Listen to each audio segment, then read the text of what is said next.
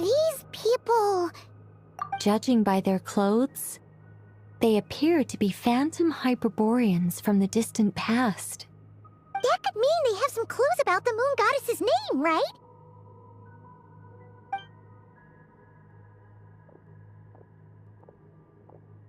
Hey there! Could you tell us what the moon goddess's name is? Sorry. That's probably a weird question, huh? How do we explain this? The moons are long gone, and their goddesses are dead. Their names no longer mean anything. When a new moon goddess is born, we will surely know her name. We have used every last resource at our disposal. All that remains is to wait, patiently and quietly.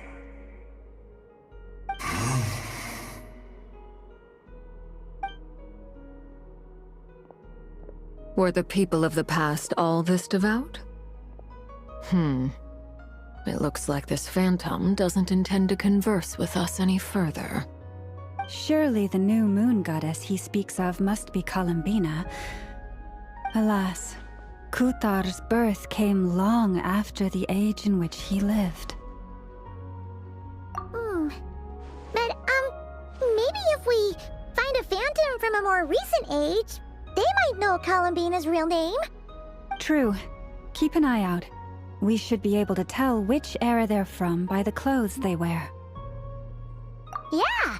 You've been pretty talkative this whole time. What changed? Oh, nothing. I'm fine. You all make good points. When the Hyperboreans speak of moon goddesses, they mean the three from truly ancient times.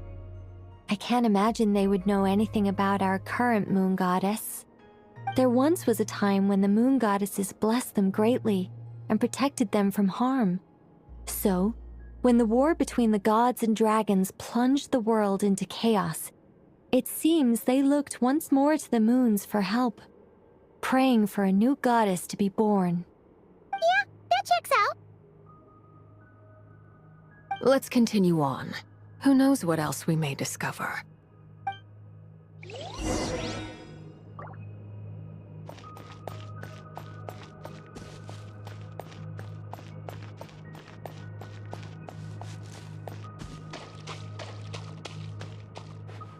There's a door blocking this path!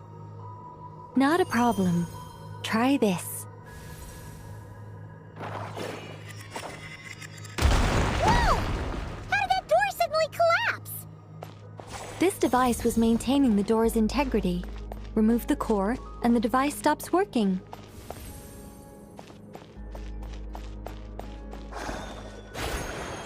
Is this our destination? Impressive. More precisely, this is a device that will help us reach our destination. Let's go. We still have a long distance to cover.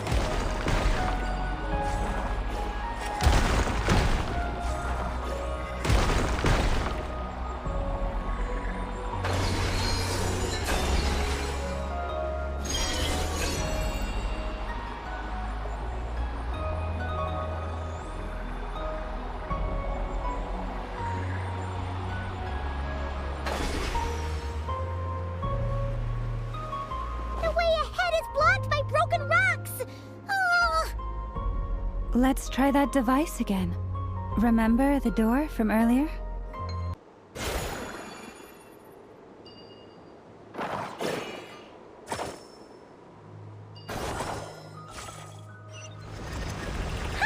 So it works in reverse, too!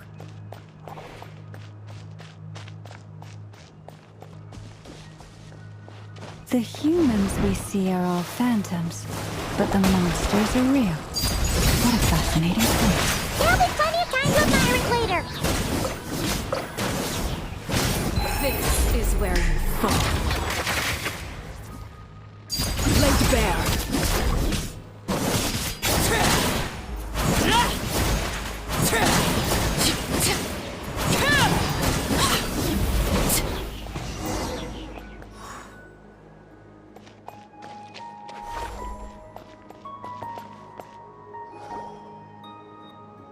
Ooh, there's a whole bunch of artwork in here. Seems pretty old. Nicole, this is probably your area of expertise. What do all these paintings mean? Let me see. To understand these murals requires some knowledge of the history surrounding the War of Funerary Flame. I shared a little of this with Lauma before. Yes, I think I follow. The dispute between the Moon Sisters, the transformation by Nibelung. Oh no, it's no trouble. I'd be delighted to share the tale again. Alright then. Tevat's 3 moons and their goddesses were brought into being by the will of Nibelung, the then ruler of Tevat. But when the heavenly principles came, they changed the world completely, down to its very foundations.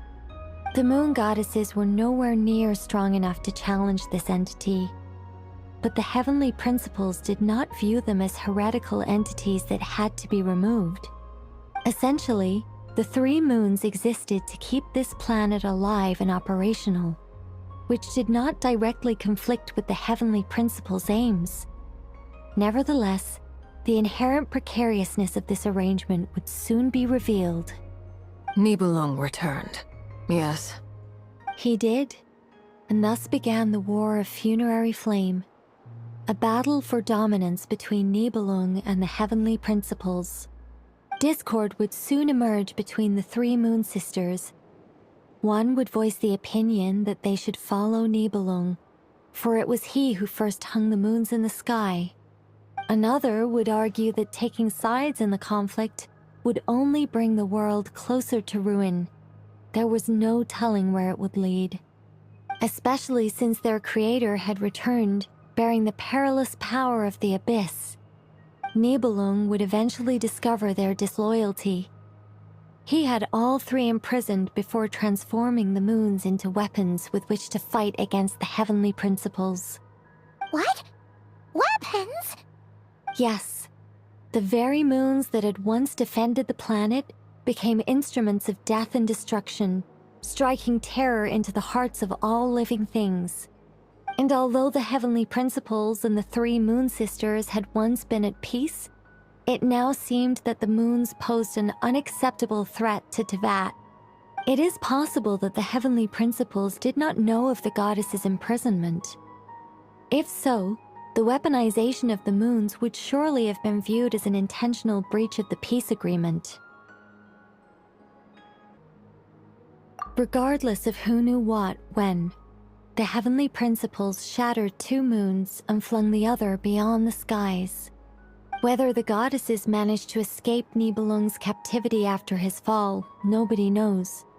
But this much is certain. From that day on, the moons no longer belonged to Tevat. The rejection slowly drained their power until eventually they passed away. So that's the full story. You say the moon ceased belonging to Tevat from then on. Why then would Columbina be born here? That is perhaps due to the lingering connection between the Frost Moon, which was not shattered, and this world. You could see it as the 3 sisters' dying wish. They never desired war. All they ever wished for was to protect this land. I see. If the final fate of the 3 goddesses is as you say, then Columbina faces the same grave danger. Our investigation has yet to bear fruit. We must hurry. Yeah, you're right. Let's keep going.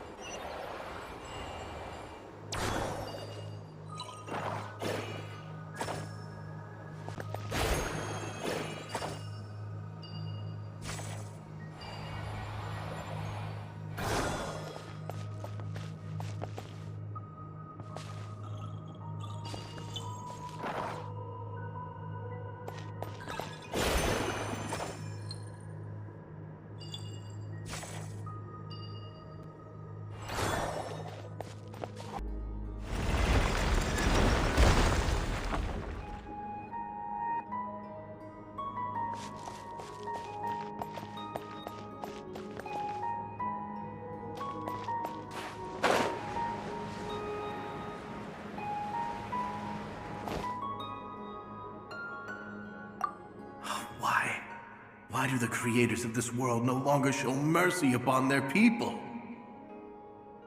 Remember his words. We must change our fate with our own hands.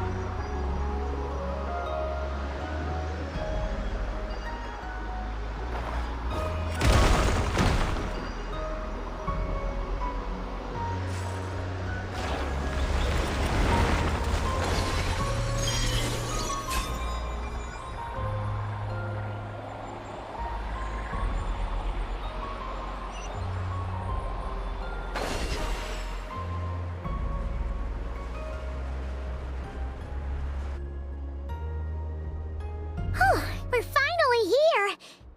Guessing we'll need to activate this thing? Indeed. I was a little worried about that at first, but as we got closer, I sensed that the Kuvaki within it flows unimpeded. It should be functioning normally. The only issue is how to activate it. It's looking a little worse for wear. What about the cores from some of the other devices we've seen? Can we repair it using those? In all likelihood, yes. I imagine that would have been the Hyperborean's backup plan. Let's look for some cores.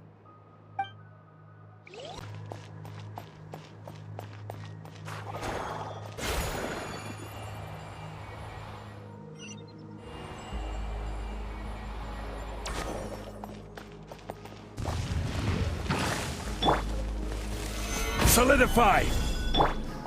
Overruled!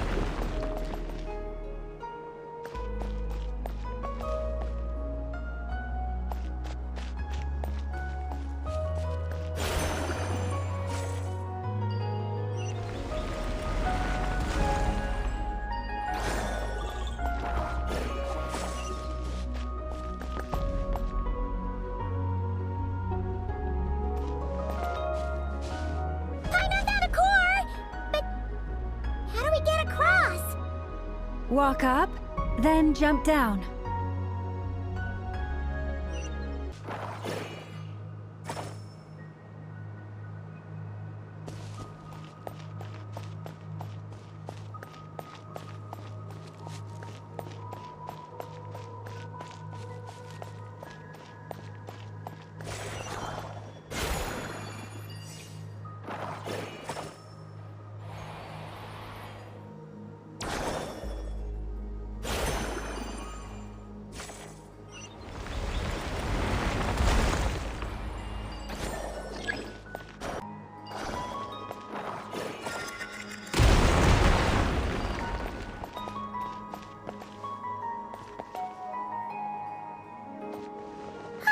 That should be enough cores. Let's head back.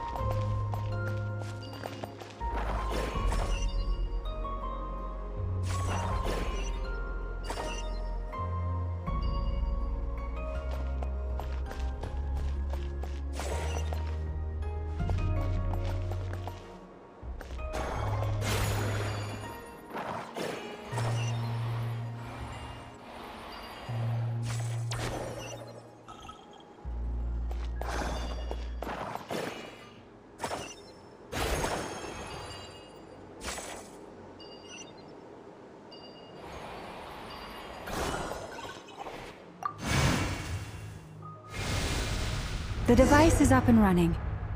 It's hard to believe that the ancients were capable of constructing such things. Paimon sees our destination! It's right up ahead! Yes, let's go.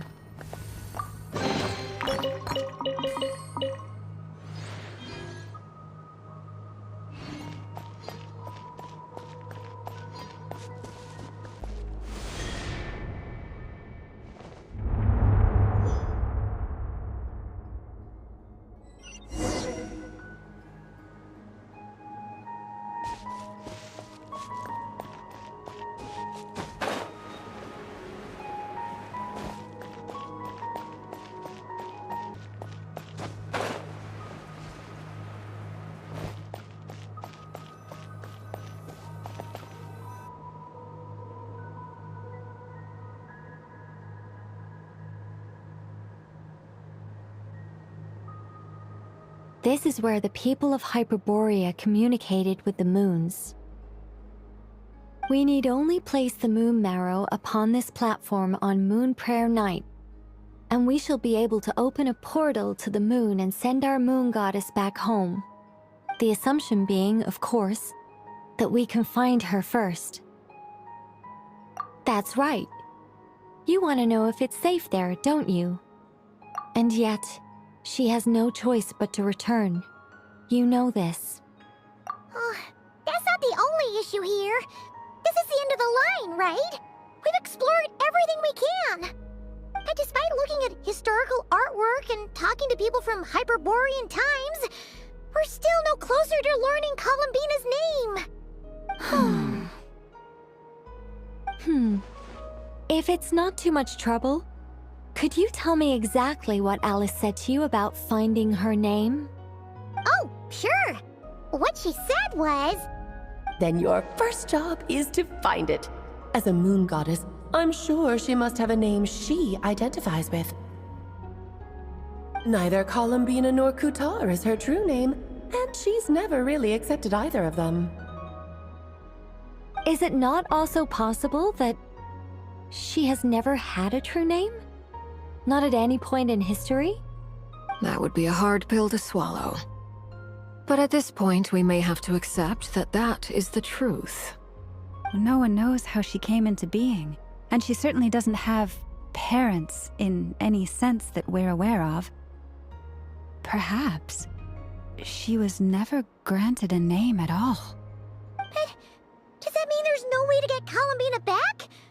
She's just gonna disappear and there's nothing we can do about it? Huh? Wait, why all this pessimism? Was it the way I phrased this question? You all seem to be taking this in completely the wrong way. Well, just because she's never had a real name in the past doesn't mean she can't have one now. What? Think about what Alice said again. She never once said that you'd have to find a new name, did she? Are you saying what I think you're saying? Yes. Names are anchors that connect us to the world. If she doesn't have one already, then all we have to do is create one, no? It's like... yes. Traveler, when you first arrived in Teyvat, do you think you would have turned around if someone behind you shouted, "Hey, Tumaini"? But what about now? I understand what you mean. Life is a long journey. Even the friends and family by our side can change over time. When people call you by different names, what matters isn't so much the words themselves, but what they symbolize. And of course, whether that resonates with you. Ether. So, close your eyes and picture the moon goddess in your mind. If you were to call out to her in this moment, what would you say?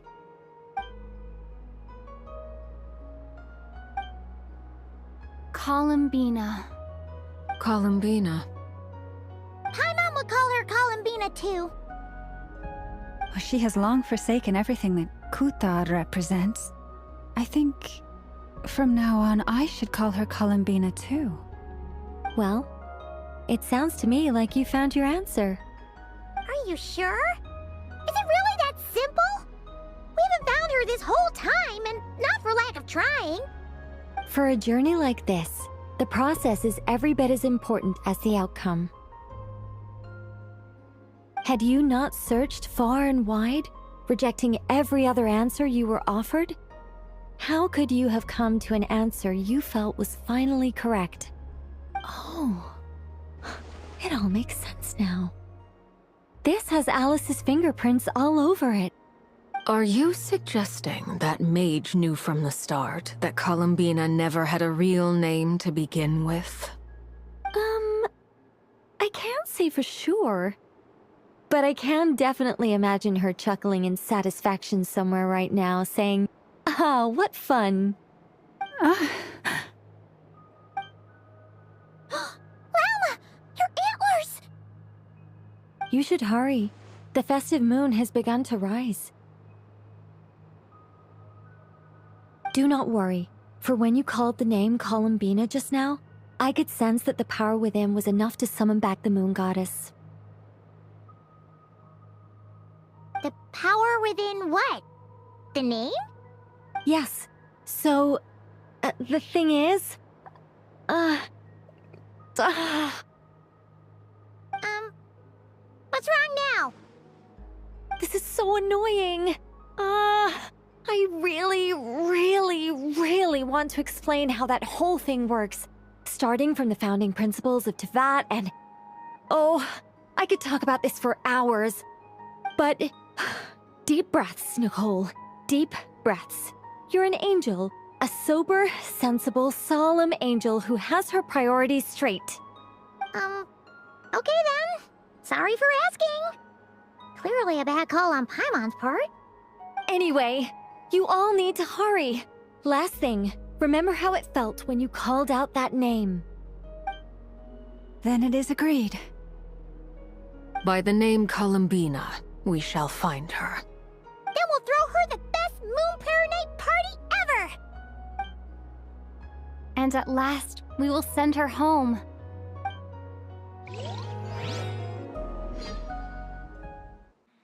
I can barely move anymore. My consciousness is fading away.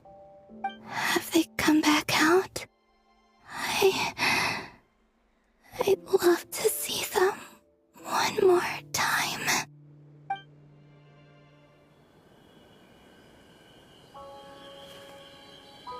They didn't make it.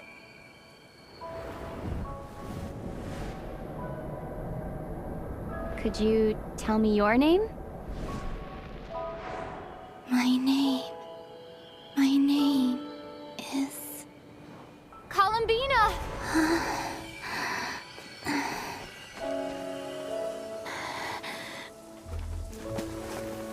Columbina! Are you here? Columbina! That's the name you gave when we first met. And it's what I've called you ever since. Columbina. It's a fine name. I have many fond memories of Columbina, and so do all of your friends.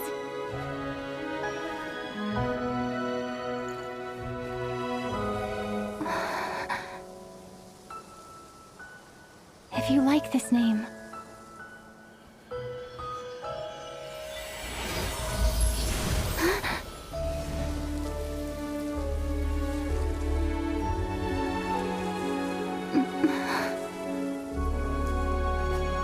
Looking for me?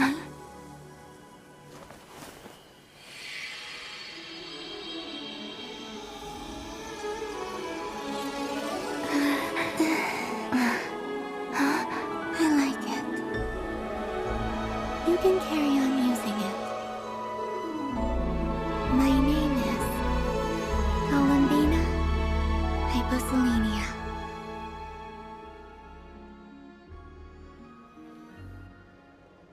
Columbina Hyposelenia. That's a wonderful name. I never thought that Columbina would become my real name.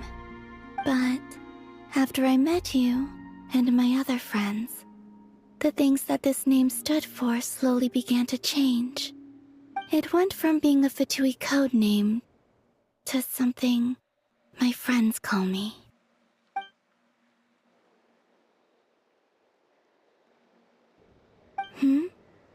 What is it? Why aren't you saying anything? I'm just so happy for you. Thank you. So, where's everyone else? We can go and meet them very soon. Everyone went to different places to try calling your name. Great. I'd like to thank them as well. Everyone's done so much for me. Searching for my name, entering those ancient ruins. Huh? Wait, so you were... Yes, I was there. Not physically, but my consciousness was still holding on. I followed you the whole way. Starting from when? You turned around and called out my name while you were in Nasha Town. Do you remember?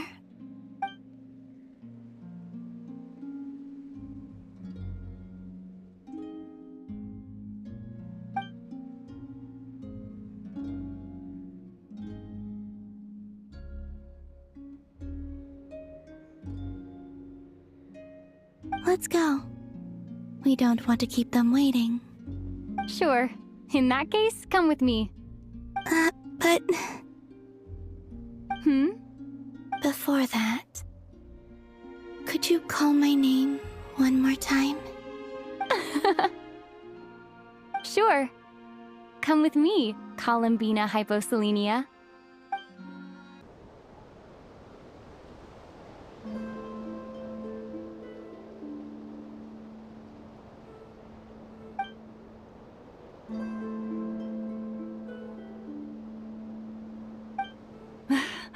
Columbina! Oh, this truly is wonderful. Llama, I can't breathe. Ha ha! Just in time for Moon Prayer Night! It's good to have you back, Miss Columbina. Yeah, we were worried sick. Thank you, my friends. With your help, I now have a name that belongs to me. Columbina Hyposelenia. Where's the second half from? You added it yourself? That's right. It means... Born beneath the moon. Yes. And by extension, it can also mean born beneath this world. A fine name. Now, as much as it pains me to interrupt this beautiful reunion, I feel obliged to remind you that the Moon Prayer Night celebrations in Nasha Town have already begun. Don't you want to enjoy the festivities? There's so much to see and do. And some of the ambient lighting and entertainments were sponsored by the kind souls in the Hexen Circle. Nicole? Why have you turned into Dodoko? So you're Miss Nicole. Thank you for helping us, and for helping me find my name. It's nice to finally hear your voice. You're quite welcome. Guiding lost people to hidden treasure is what we Seelie do. And if you ask me, spiritual treasures are far more precious than material ones. Chests are all well and good, but this was what it's all about. Ah, so satisfying. Anyway, I had to go help Alice. It seems like she ran into some trouble. That's why I couldn't be here in person. But don't worry, we're with you in spirit. We'll be celebrating right along with you. Keep an eye out for the Hexen Circle's festive stalls in Nasha Town. I think you'll like what we came up with. Alice said she even managed to rope B in this time. The Frost Moon Scions have also prepared various attractions. I believe Aino, Nefer, and their crew are setting things up as we speak. On that note, Nefer, about that request I made. It's all in hand. Yehoda is on site to ensure that everything goes off without a hitch. Wonderful. In that case, Traveler? Huh? Come on, Columbina. It's time to celebrate the best Moon Prayer Night ever.